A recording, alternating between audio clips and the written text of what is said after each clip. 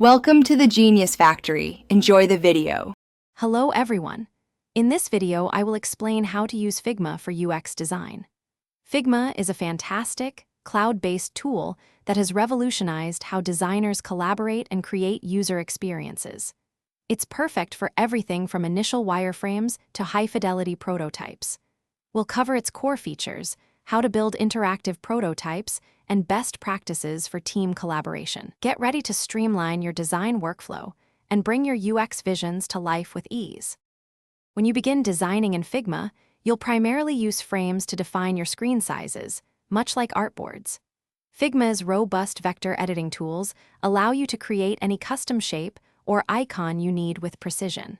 To ensure consistency across your project, leverage components for reusable elements like buttons or navigation bars.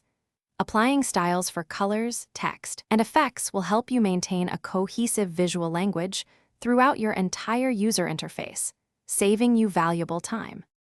Figma truly shines in its prototyping capabilities. You can easily connect your frames to create interactive flows, simulating how users will navigate your product.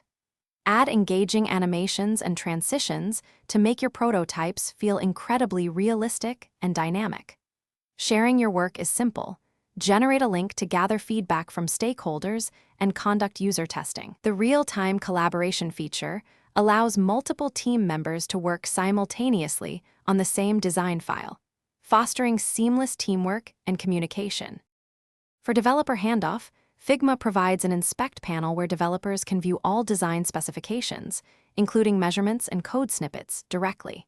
You can easily export assets in multiple formats, such as SVG, PNG, or JPG, ensuring developers have everything they need. Figma's robust version history allows you to track every change and revert to any previous iteration if necessary.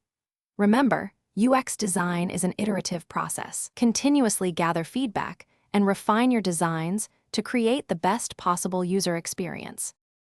Thanks for watching. If you found this helpful, don't forget to like and subscribe.